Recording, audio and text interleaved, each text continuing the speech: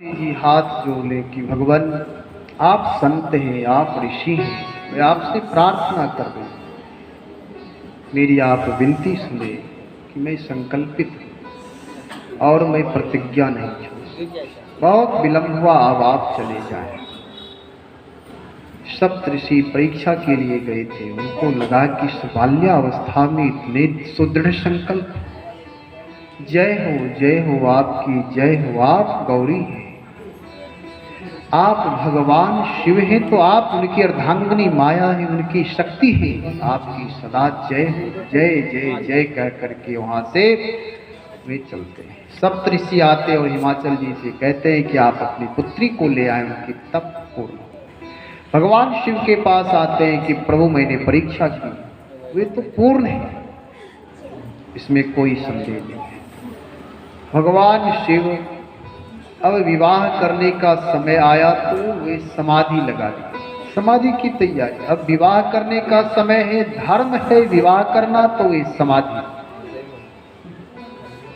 और समाधि तो अच्छी चीज है, लेकिन आप देखें कि समाधि में लगाए तो इससे एक देवता की मृत्यु हुई, क्योंकि ये समय नहीं था समाधि लगाने का, विवाह करने का धर्म था।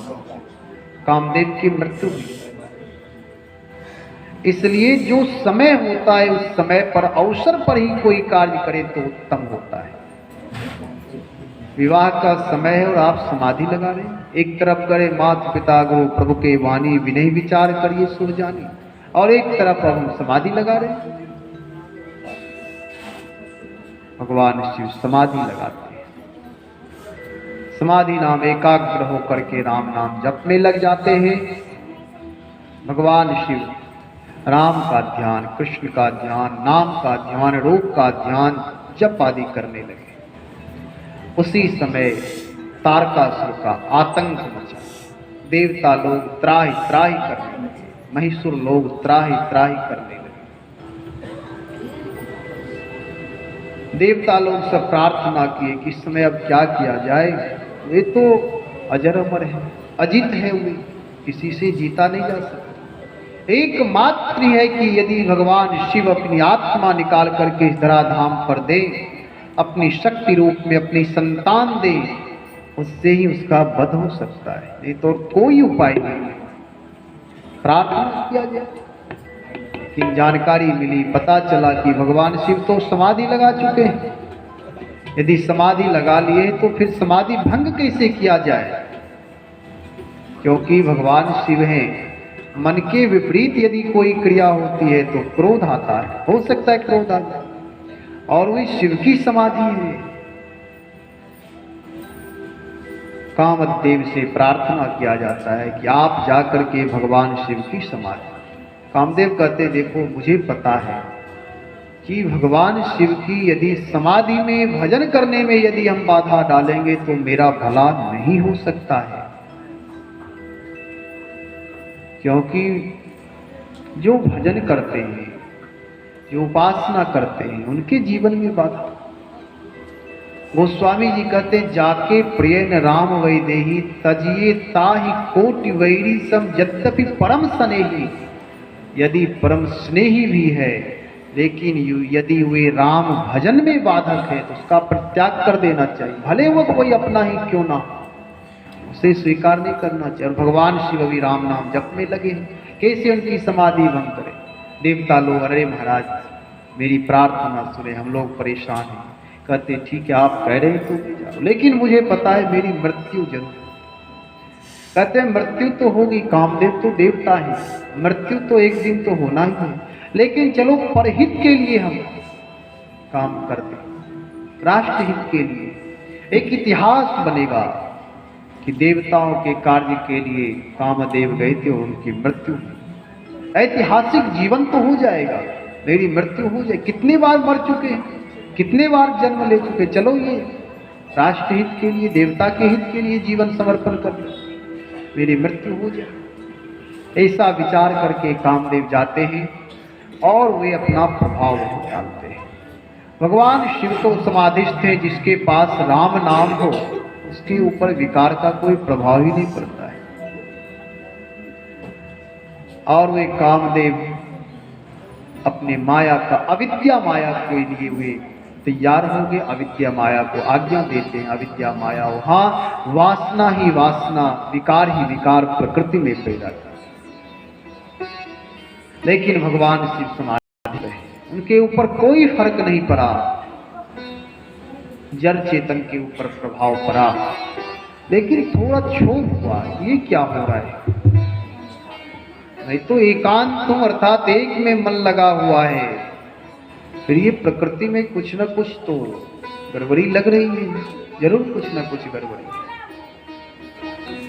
कामदेव गोस्वामी जी कहते हैं, धरीन काहो धीर सबके मन मन सिज हरे, जे राखे रघुवीर सो ओरे ते काल। केवल वही बचे रहे उस समय जो भगवान को हृदय में धारण करते हैं, राम नाम को हृदय में धारण करते हैं, रूप को हृदय में धारण करते, अर्थात भगवान की शरण में जो थे वे बचे रहे, वे सुरक्षित रहे, उनके ऊपर विकार प्रभाव नहीं डाला। नहीं तो अच्छे अच्छे जो विद्वान लोग थे उनके ऊपर भी प्रभाव डाल दिया। केवल जो उदात्त साधक थे, जो महान शरणागति में थे, उनके ऊपर कोई प्रभाव नहीं डाला, जो नाम जापक थे उनके ऊपर प्रभाव नहीं डाला। इस तरह से वे अपना प्रभाव जमाते हैं। कामदेव की मृत्यु होती है, बहुत सारे विस्तार से वर्णन है। कामदेव मृत्यु हो जाती है, रति आती है, महाराज मेरी क्या दुर्दशा, मैं क्या करूं, मेरे प्राण प्रतिष्ठा। भगवान शिव आशीर्वाद देते हैं, क्योंकि मारने का अधिकार उसी को है जो पुनः जीवित कर सके अथवा जो जीवन संभाल सके। भगवान शिव समर्थ है। इन्होंने कह दिया कि कोई बात नहीं, कुछ ही दिन में आपकी इच्छा पूर्ण हो जाएगी, आप परेशान ना हो। रति आदि को वरदान दे दिए। उसके बाद जब यदुवंश कृष्ण अवतारा हुए, हरण महामहिवारा कृष्ण तनय हुए पति को, कृष्ण के पुत्र होंगे। इस प्रकार सब देवन समाचार सब पाए, ब्रह्मादिक वैकुंठ सिधाए, सब सुर विष्णु विरंची समेता जितने भी थे सब लोग अपने अपने धाम हो गए। उसके बाद ये हुआ कि चलो भगवान शिव के पास चला जाए, अनुनय विनय प्रार्थना किया जाए कि प्रभु आप विवाह करें। देवता आते विवाह करने की तैयारी के लिए प्रार्थना करते, कहते क्यों भाई विवाह क्यों करें? तो महाराज हम लोगों का सौभाग्य होगा कि दर्शन होगा, शक्ति से युक्त शिव का दर्शन होगा और राष्ट्र का भला होगा, इससे उत्तम संतान की प्राप्ति होगी, देवताओं का भला होगा, प्रकृति का भला होगा, इसलिए आप विवाह करें। मांगलिक वातावरण हो जाएगा, इसलिए आप विवाह करें। महाराज हम लोग देवता हैं, ललायित हैं कि आपके विवाह का दर्शन हो जाए। कहते ठीक, आप लोग कह रहे हो तो कर लो। अगर समूह कह रहा है इसका मतलब है कि कुछ भला होगा है।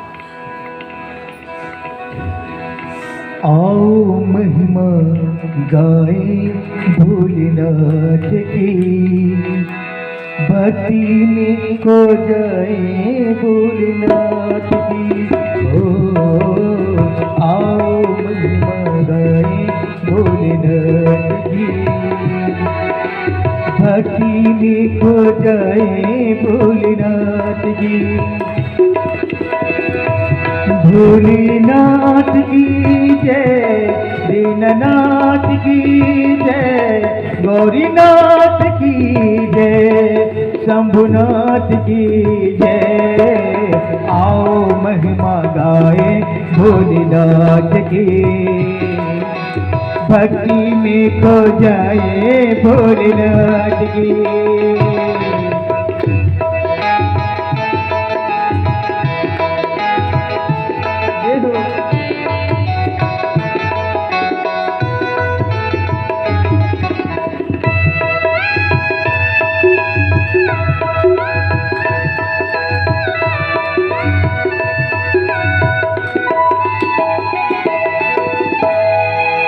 मुख पर तेज है अंग विभोते, गले सर्प की माला, मोटे चरमा जटा में गंगा, शिव का रूप निराला। अंतर्यामी सबका स्वामी, अंतर्यामी सबका स्वामी, भक्तों का रखवाला। तीन लोक में बाँच रहा है, तीन लोक में बाँच रहा है, ये दिन रात उजाला। आओ महिमा गाए भोलेनाथ की, भक्ति में खो जाए भोलेनाथ की। आओ महिमा गाए भोलेनाथ की, भक्ति में खो जाए भोलेनाथ की।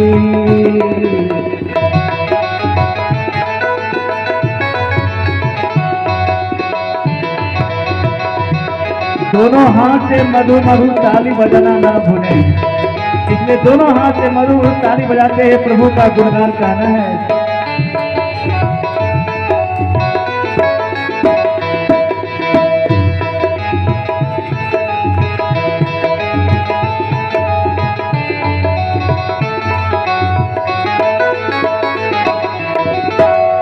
ओम नमः शिवाय, हरि ओम नमः शिवाय, हरि ओम नमः शिवाय। ओम नमः शिवाय, हरि ओम नमः शिवाय, हरि ओम नमः शिवाय। पीके भंग रंग में जब जब भोला शंकर आए, पीके भंग रंग में जब जब भोला शंकर आए, हाथ में अपने डमरू लेकर नाचे और नचाए। जो भी सदा और भक्ति की, जो भी सदा और भक्ति की, मन में जोत जलाए।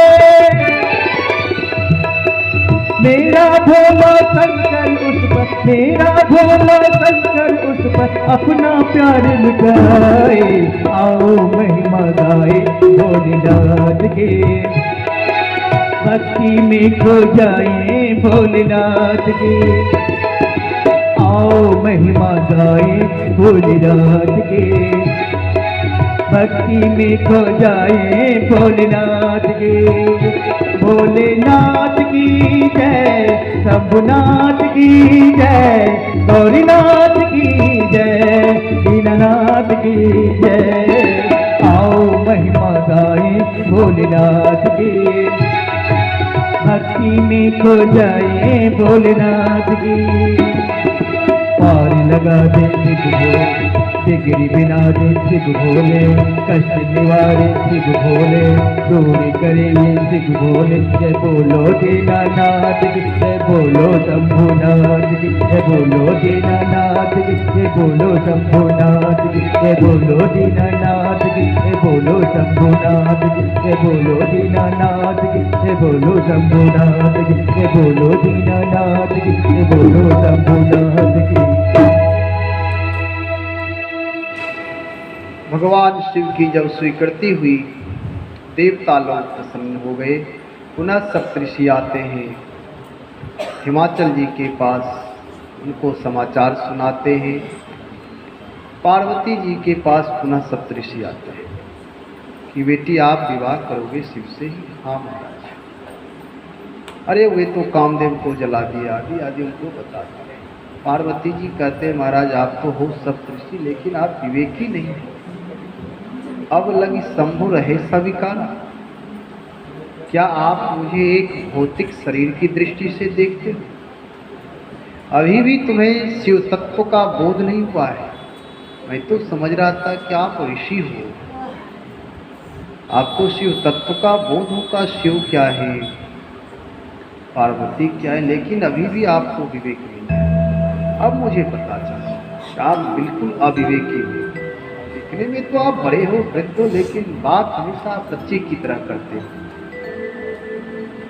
पार्वती जी मीठी फटकार लगाई कि बहुत हुआ, एक बार आप समझाए, मेरी भावना को आपने समझ लिया, पुनः बार बार पिष्ट पेशन कर रहे हो, पिसे हुए को पीस रहे हो। मैं तो समझा कि आप बड़े लोग हो, एक बार बहुत होता है समझदारों के लिए, और बार बार आप आ रहे हो यही बात। अरे अब तो तैयारी करो, जो आपका धर्म है, जो आपका स्वभाव है, जो आपको जिम्मेदारी मिले हुए तो आप करो। पार्वती जी को हाथ जोड़े, देवी आपने मान लिया, आप धन्य हो, आप धन्य हो, आप जगत जननी हो, आपको मेरा प्रणाम है।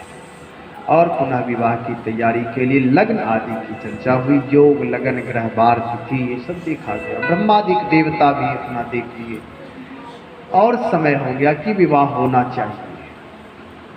इस प्रकार से विवाह हो तो उसके लिए तो भाई, विवाह के लिए तो वर, लड़का को वर कहा जाता है। वर नाम उस समय के सबसे श्रेष्ठ हुए होते हैं।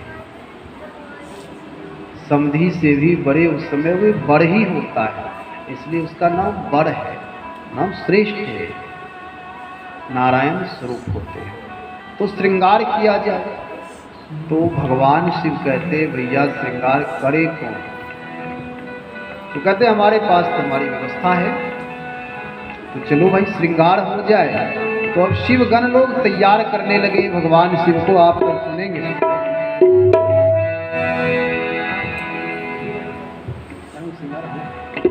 शिवहि शंभुगण करहि श्रृंगार, शिवहि शंभुगण करहि श्रृंगार, जटा मुकुट यहि मोरे सवारा, जटा मुकुट मोरे सवारा, कुंडल कंकण पैरे प्याला, कुंडल कंकण पैरे प्याला, सन विभूति पट के हरि छला, सन विभूति पट के हरि छला, ललाट सुंदर सिर गंगा, ललाट सुंदर सिर गंगा, नयन तीन रूप बीच भुजंगा, नयन तीन रूप बीच भुजंगा, गरल कंठ और नर सिर माला, गरल कंठ और नर सिर माला, अशिव विष शिव धाम के पला, अशिव विष शिव धाम के पला, शिवहि शंभुगण करहि श्रृंगार, शिवहि शंभुगण करहि श्रृंगार, जटा मुकुट मोरे सवारा, जटा मुकुट मोरे सवारा, जटा मुकुट मोरे सवारा। भगवान के शिवगण भगवान शिव का श्रृंगार करने लगे। जटा, मुकुट, अहि और मोर दोनों परस्पर विरोधी हैं। जहाँ मोर रहते हैं वहाँ सर्प नहीं होते, लेकिन अहि नाम सर्प। दोनों एक जगह। महापुरुषों के जीवन में ऐसा होता है कि महापुरुष जहाँ होते हैं वहाँ सब वैर भाव भूल जाते हैं, रहते हैं। वे जटा मुकुट अहिमौर संवारा, इनका आदि आदि विधिवत श्रृंगार किए। समय थोड़ा लेंगे, आज काली समाप्त करेंगे आधे घंटे के अंदर। तो इस तरह से उनका दिव्य श्रृंगार हुआ और बारात की तैयारी हुई। जब बारात चलने की तैयारी हुई तो भगवान विष्णु भी उनके साथ हैं और भगवान विष्णु कहते हैं कि भैया देखो अपना अपना अलग कर लो, क्योंकि आपके साथ आप दिगंबर हैं, आपका स्वरूप ऐसा, और मैं तो नारायण हूँ, मेरा अपना स्वरूप है भाई। पीताम्बर धारण किए हुए हैं, हमारे साथ देवता गण लोग हैं और आप ऐसे हो, तो महाराज क्या करें। भगवान विष्णु इसलिए व्यंग किए कि भाई आपके जो भूतगण जो श्रृंगार किए उनको भी तो आप साथ ले लो, उन्हें आप क्यों छोड़ दिए। क्योंकि आप शिव हैं, आप कल्याणकारी हैं, जीव मात्र का आप हित करने वाले, इसलिए सबका भला करें, तो उनको भी साथ में ले लिए। बारात जब आवाज़ सुनी तो गांव के लोग जाते अगवानी करने के लिए, अगवानी करने के लिए गए तो देखते देख करके घबरा गए, सब लोग भयभीत हो गए।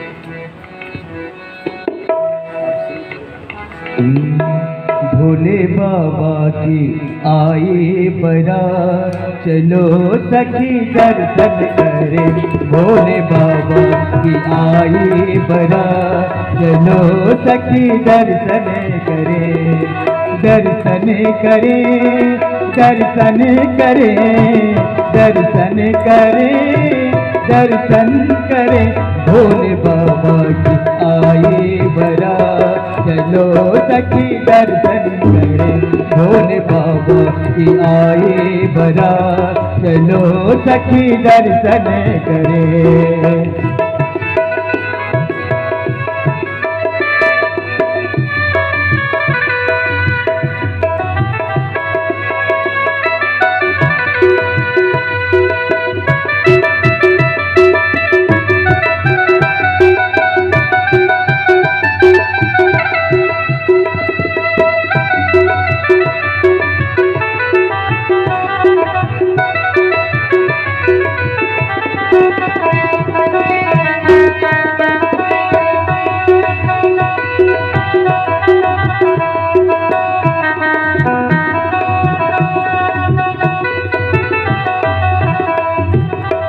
भोले बाबा की बारात करने से पहले देवी देवता जब पहुंचते हैं तो सभी लोग बुराई करते हैं, लेकिन पीछे से जब भूत बताल पहुंचता है, ये बात भी सुनाई है पहले किस तरह से ब्रह्मा जी आए। ब्रह्मा जी आए, विष्णु जी आए, ब्रह्मा जी आए, विष्णु जी आए, ऋषि मुनि जी, ऋषि मुनि जी आए सा, चलो सखी दर्शन करे। ऋषि मुनि जी आए सा, चलो सखी दर्शन करे। भोले बाबा की आई बारात, चलो सखी दर्शन करे। भोले बाबा की आई बारात, चलो सखी दर्शन। और भोले बाबा की बारात में सभी लोग गए हैं, देवी देवता और भूत प्रेत थे। किस तरह से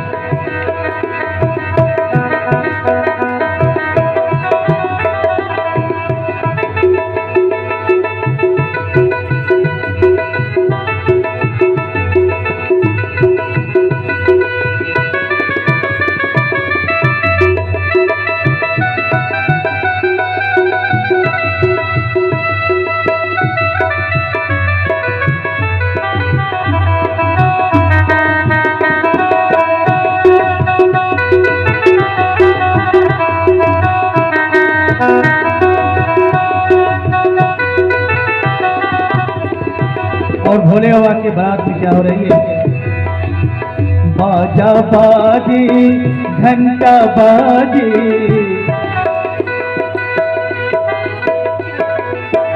बाजा बाजी, घंटा बाजी, बाजा बाजी, घंटा बाजी। बाजत है ये ढोल में संग, चलो सखी दर्शन करे। बाजत है ये ढोल में संग, चलो सखी दर्शन करे। ब्रह्मा नाचे विष्णु नाचे। देखिए बाबा भोले के बारात में ब्रह्मा जी आ रहे हैं, विष्णु जा रहे हैं, और हम सब लोग कम से कम ताली तो जरूर बजा जा रहे हैं, क्योंकि भोले बाबा की बारात है। तो ब्रह्मा विष्णु सारे लोग बारात जा रहे हैं, कम से कम हम लोग ताली बजा लें भगवान की बारात में, कहना है। ब्रह्मा नाचे विष्णु नाचे, ब्रह्मा नाचे विष्णु नाचे, शिव जी नाचे हैं और शिव जी नाचे हैं साथे साथ। चलो सखी दर्शन करे, भोले बाबा की आई बारात, चलो सखी दर्शन करे। सिंगी नाचे सिंगी नाचे, सिंगी नाचे सिंगी नाचे, सिंगी नाचे सिंगी नाचे। नाचे है ये पूरी बारात, चलो सखी दर्शन करे, भोले बाबा की आई बारात, चलो सखी दर्शन करे, भोले बाबा की आई बारात, चलो सखी दर्शन करे, भोले बाबा की आई बारात, चलो सखी दर्शन करे, भोले बाबा की आई दवा, चलो सखी दर्शन करे, भोले बाबा की आई बारात, चलो सखी दर्शन करे।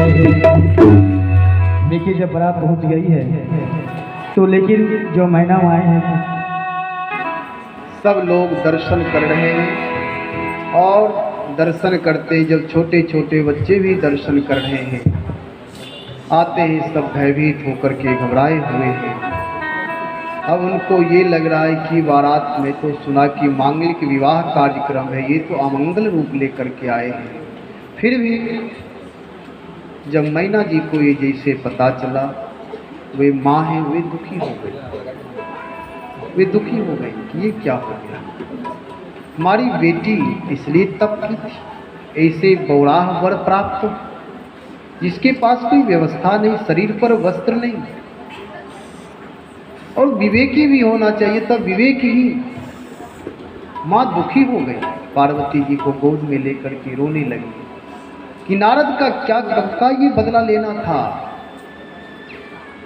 जो आकर के हमारे घर में ऐसा किया, हमारी बेटी को वे तप करने के लिए ऐसे पर के लिए रास्ता बताया है। तो देवर्षि लेकिन विवेकी मन में नाना प्रकार की वे भावना लाई, उन्हें थोड़ा भी लज्जा नहीं थी। ऋषि है, साधु है, साधु तो उत्तम मार्ग बताते हैं, और एक ऐसा मार्ग बताते तप करने के लिए, और परिणाम में ये लाना बौरा हुआ।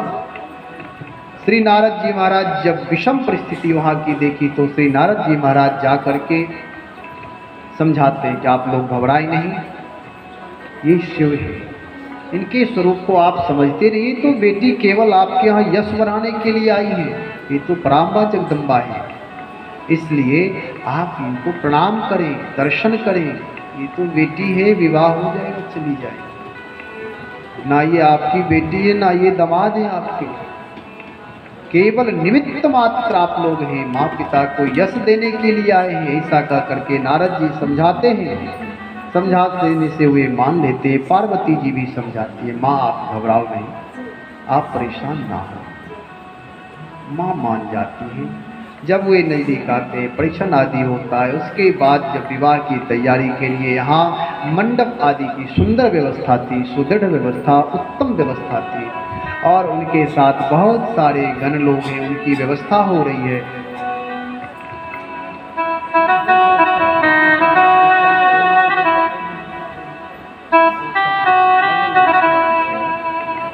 जब वे आए तो उनको लगा कि भाई चलो दामाद आए हैं, एक भजन ये सुनाएंगे आपको, कुछ समय बहुत हो गया, 10 मिनट में कथा पूर्ण कर देंगे, आरती हो जाएगी।